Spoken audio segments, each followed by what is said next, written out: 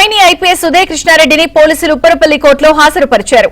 ఉస్మానియా ఆసుపత్రిలో వైద్య పరీక్షల తర్వాత ఉదయ కృష్ణారెడ్డిని పోలీసులు కోర్టుకు తీసుకెళ్లారు. అటు జడ్జికి పోలీసులపై ఉదయ కృష్ణారెడ్డి ఫిర్యాదు చేశారు. తనను అసభ్య పదజాలంతో దూషించారని కోర్టులో తెలిపారు.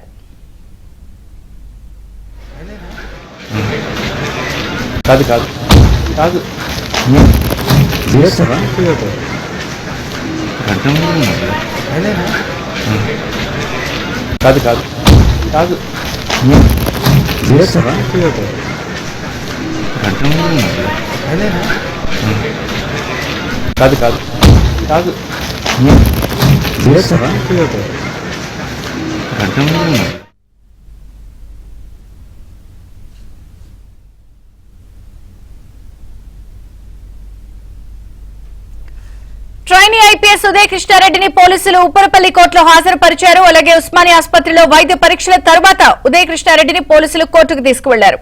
పూర్తి అప్డేట్స్ క్రైమ్ ప్రతినిధి శశి అందిస్తారు. శశి,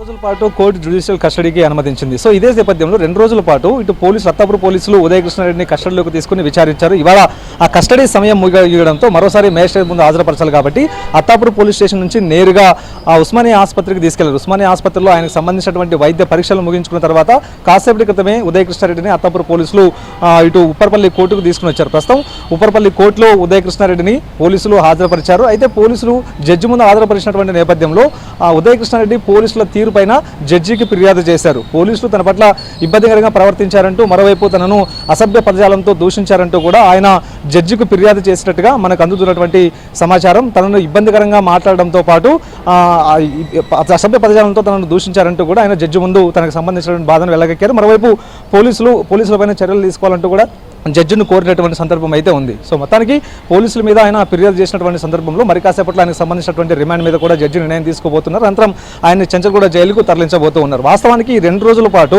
ఉదయ కృష్ణారెడ్డిని విచారించినటువంటి నేపథ్యంలో ఉదయ కృష్ణారెడ్డి చాలా ప్రశ్నలకు దాటవేత ధోరణి అవలంబించినట్టుగా కూడా తెలుస్తుంది. పోలీసులు అడుగుతున్నటువంటి ప్రతి ప్రశ్నకు కూడా ఆయన మౌనంగా ఉండడం, మరోవైపు తనకు తెలియదంటూ కూడా తప్పించుకునేటువంటి ప్రయత్నం చేశారంటూ కూడా పోలీసు వర్గాల నుంచి మనకు అందుతున్నటువంటి సమాచారం. ప్రధానంగా ఆయన వినియోగించినటువంటి ఐఫోన్ ఎక్కడుంది అన్న ప్రశ్నకు సమాధానం దొరకలేదు. ఐఫోన్ ఎక్కడుందన్న క్లారిటీ కూడా ఉదయ కృష్ణారెడ్డి పోలీసులకు ఇవ్వలేదు. అయితే ముందు నుంచి కూడా ఉదయ కృష్ణారెడ్డిపైన కేసు నమోదైన తర్వాత 2వ రోజు ఆయన సూసైడ్ అటెంప్ట్ చేశారు.